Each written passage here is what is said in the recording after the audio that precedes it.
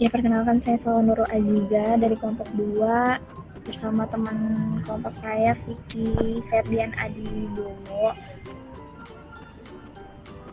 Jadi di hari ini saya ingin mempresentasikan makalah kelompok saya dengan Vicky, itu makalah pemrograman JavaScript.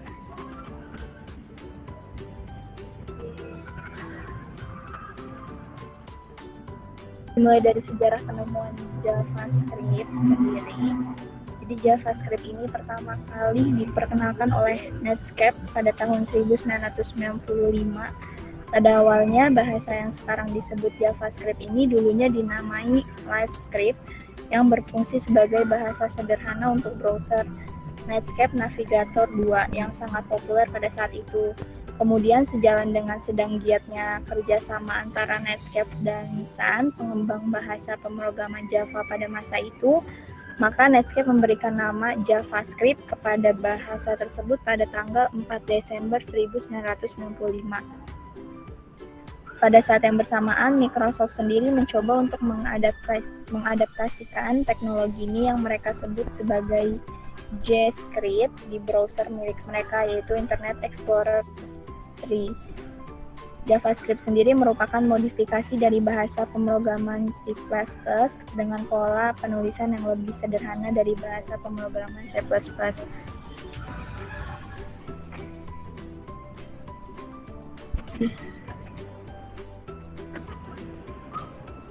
Dan di sini ada pengertian JavaScript. Nah, pengertiannya sendiri di sini JavaScript adalah pemrograman berbasis prototip yang berjalan di isi klien.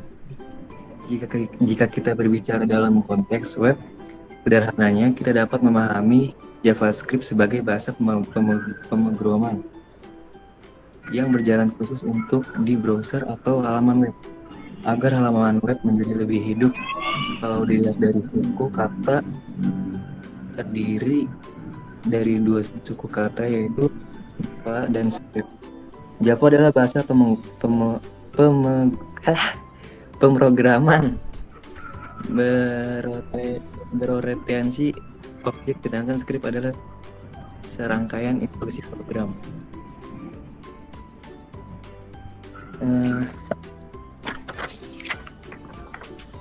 Dan di sini ada kelebihan JavaScript.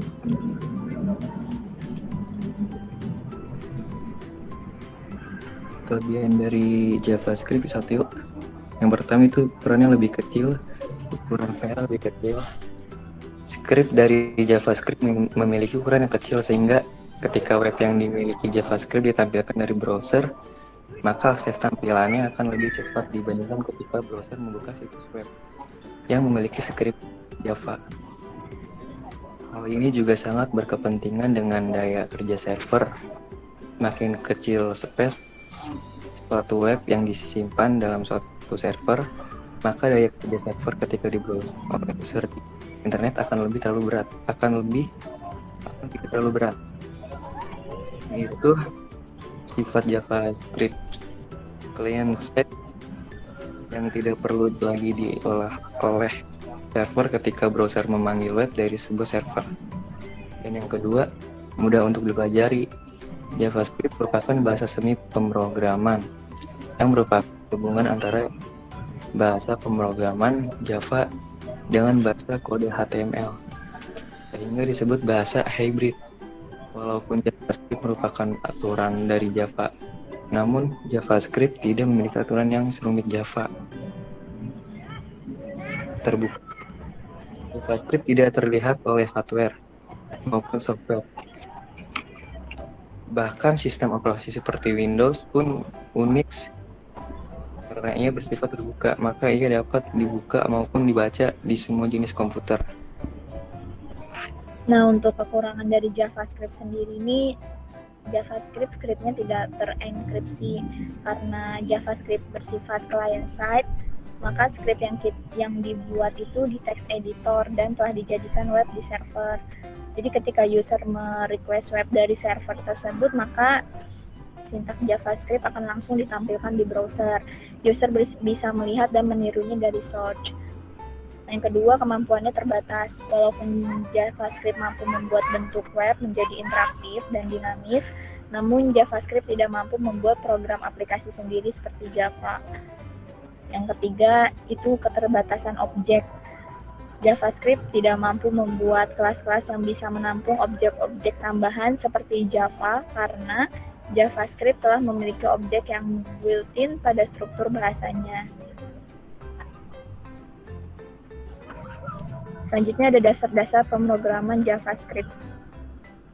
Programmer menggunakan variabel untuk menyimpan nilai. Sebuah variabel dapat menampung beberapa jenis data.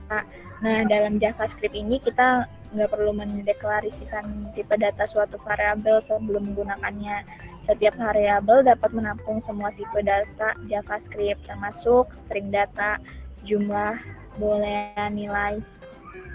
Namun, variabel ada aturan dan konvensi dalam pemrograman apapun bahasa.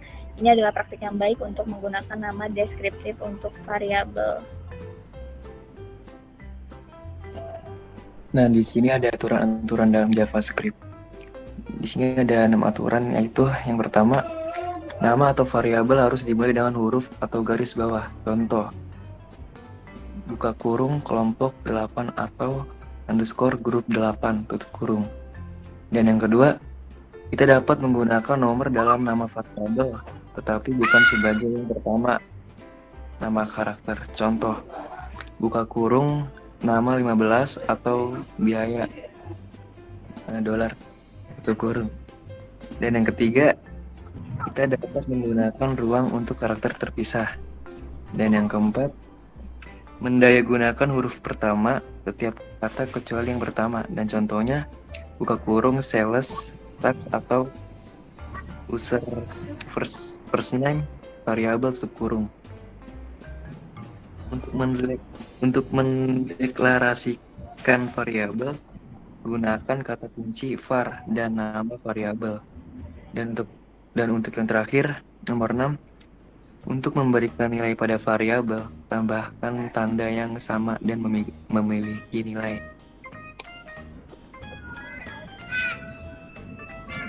Nah, kesimpulannya, untuk mempelajari pemrograman JavaScript ini, ada 2 piranti yang diperlukan, yaitu browser dan text editor.